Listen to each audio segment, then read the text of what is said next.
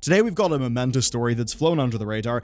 It's the end of one of the largest dramas in gaming over the last while, and it is the Unity runtime fee. Now, the TLDR in this story is Unity revealed new pricing that would totally change their business model and pull the rug out from under loads of developers, where basically beyond a revenue and an installation threshold, devs would have to pay for every single installation, even if it was just the same customer downloading it twice. This whole thing exploded in their face, but now, a year later, the fee has just been killed. Unity has got a new plan, heads have rolled, and if you'd like to be a developer, check out today's sponsor, who will teach you real skills, and they're ones I know are high impact because it's what I majored in.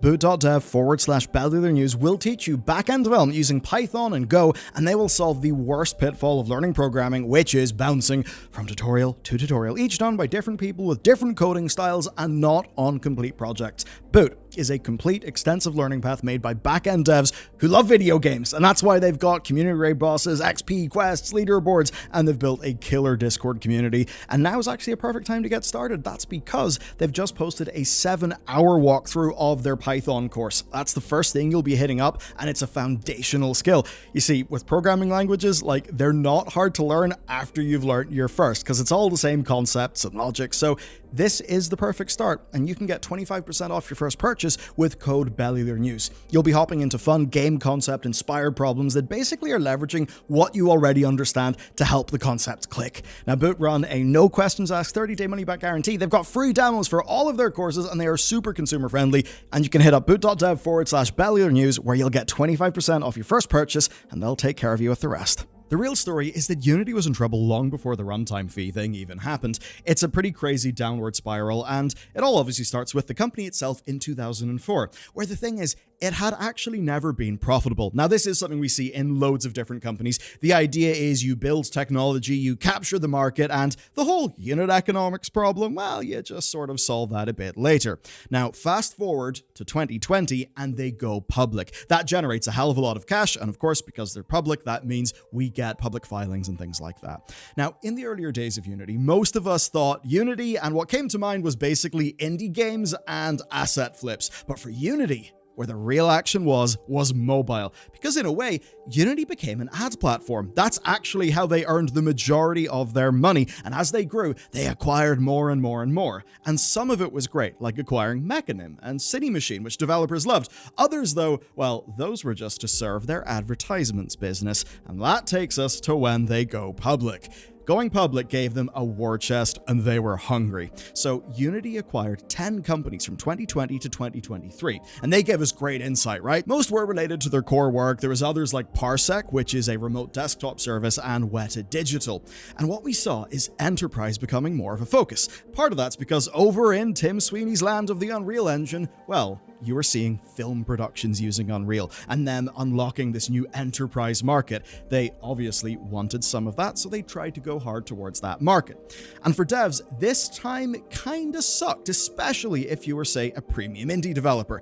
Unity had essentially lost interest in Unity the game engine. Now it was Unity the business, which doesn't actually make money from you making a game. And so we saw Unity moving to enterprise, moving to virtual productions, trying to do more advertising stuff. And if you were a developer for, say, premium indie games, that absolutely sucked, because the premium indie games just were not the focus. Unity lost interest in Unity, and it gained interest in Unity, the wider business that sells ads and does all of that stuff.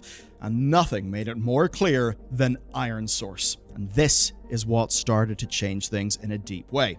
And you know the way sometimes a merger happens with a company, but the company doing the buying almost seems to lose relative power. I know in the aviation space, people talk about Boeing's merger with McDonnell Douglas and how that ended up going. Well, this feels like one of those. So who are ironSource? Well, ironSource makes advertising and monetization tools that some allege to be so invasive in their tracking and everything they do that they're essentially malware, though obviously ironSource of course deny that. What happened is ironSource and Unity merged in 2022, with the ironSource owners controlling over a quarter of the combined board, with the existing Unity shareholders having their stake reduced. Suffice to say, Unity devs were getting the willies. If you suspected that Unity was not interested in their core game engine, the clues were about to come in thick and fast of a game engine company transforming into an advertisement platform. And if you aren't quite sure, this statement from then CEO, of course, of Electronic Arts fame, John Riccitiello, sure didn't help matters. I'm going to read it verbatim.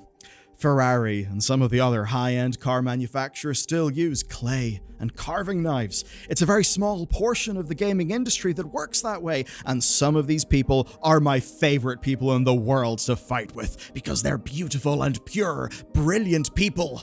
But they're also some of the biggest fucking idiots. Suffice to say, that didn't help matters. Now, those of us who are interested in making proper, not cash extraction Skinner box games knew that Unity did not care. It's driven by money, he just said where the money comes from.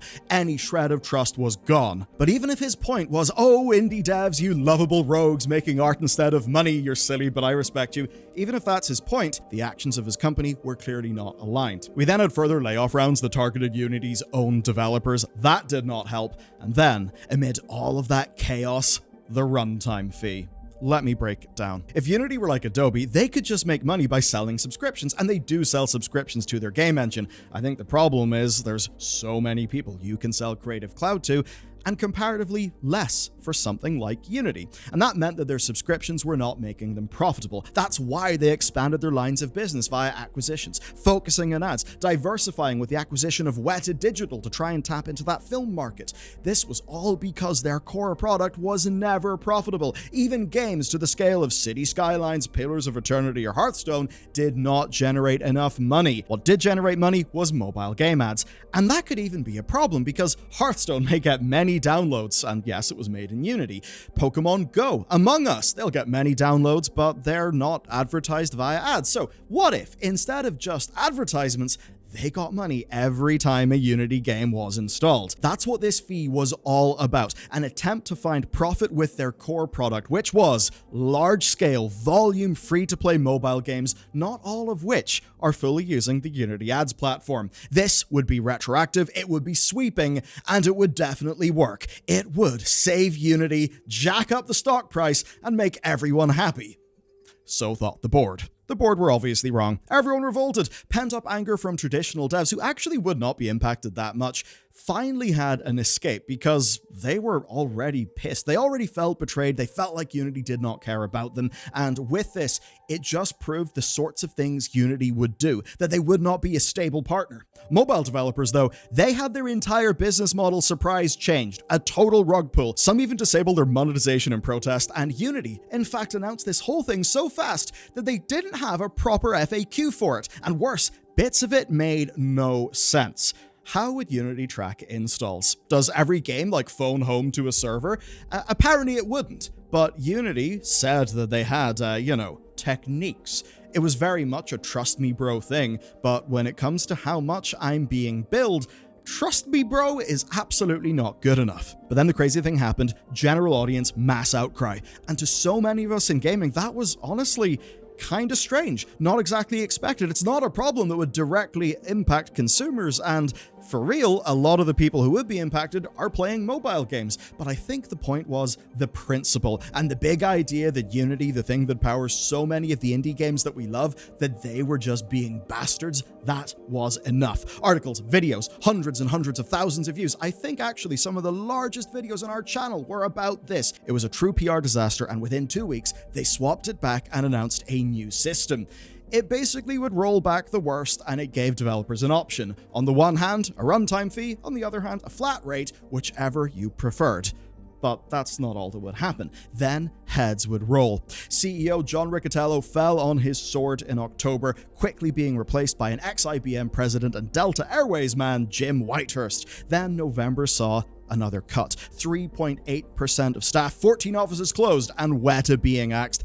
But January was the rough one. And if you don't remember, January was an insane month for the industry. We had over 10,000 layoffs. A lot of them were from Unity, who axed 25% of their workforce. That was brutal. It was a true gutting though it is one that the market liked. But that's not the full picture. The most important thing went completely under the radar, and it's this. 6 founders of ironSource, who of course had gained massive power over Unity, they would leave over 6 months, with the main guy leaving his role internally but staying on the board.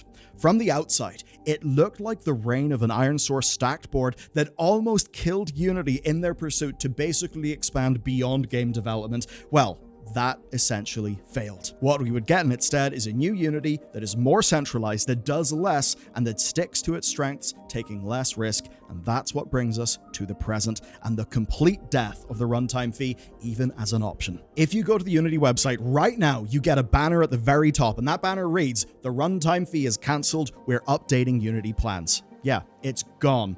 The updated plans are a little bit more expensive, so here's how it works. Personal is free, and you can make up to 200 grand with no fee and no splash screen. So if you're just a solo indie, that is absolutely awesome. Where it changes though is Pro and Enterprise. So if you make over 200 grand a year, you gotta be on Pro. That's got an 8% price hike to $2,200 a year. But where it really will kick in is Enterprise, where it's a 25% price hike for those making over 25 million a year, but they'll still respect any bespoke deals that they've made. And the whole point there is enterprise clients will generally have, more like 100, 200 Unity seats. But Unity will say, well, look, if you're making over 25 mil, you can afford it. And it's funny seeing this happen in business because it reminds me of Diablo 4. I know that seems insane, but you know the way sometimes a game will have a new version that just reinvents the wheel, but then over patches and expansions, they basically just end up back where they started with the previous version. I think that is absolutely the energy that we're seeing here. Here's a quote from what they said, and I think this bit matters for developer confidence. From this point forward, it's our intention to revert to a more traditional cycle, considering any potential price increases only on an annual basis. Our commitment remains that if we change the editor software terms in ways that impact you, you may continue your current version of the software under the previously agreed terms as long as you keep using that version.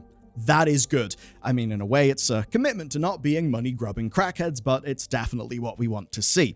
The free funnel is there. Pro is expensive, but only when you're earning money. And if you're an enterprise, grats, you're an enterprise. And what we are left with is them doing this. But they're doing it in a timed way. And that's because in just a few days, Unite happens. That's their big keynote speech. I've got a feeling that this is the first bit of news they want, and they're going to radically try to represent themselves as being friends of the industry, friends of developers, essentially trying to fix their brand image after what has been a brutal year. Again, 25% staff cut.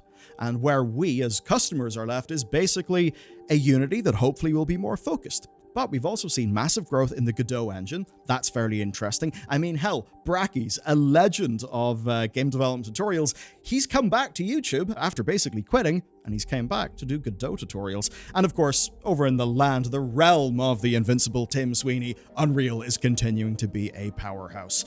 Better still, the people who got Unity in this mess are gone, as are many of their staff, and that's the painful bit. This is then a cautionary tale for how to run a business. Unity did not have a sustainable model, but they saw real potential with advertisement. They took on more money, they made a damaging merger that kind of strayed them away from their mission, they lost control of themselves, and they speedran themselves into the ground. It was a waste. This has been a year of massive pain and multiple years of meandering, losses of faith from developers, all to get back to where we started. And it's not the only cautionary tale of going public that we've had either. Check out this video next, diving into Activision Blizzard, what's going on there, the cuts that Microsoft are doing, and the context in which those cuts are happening.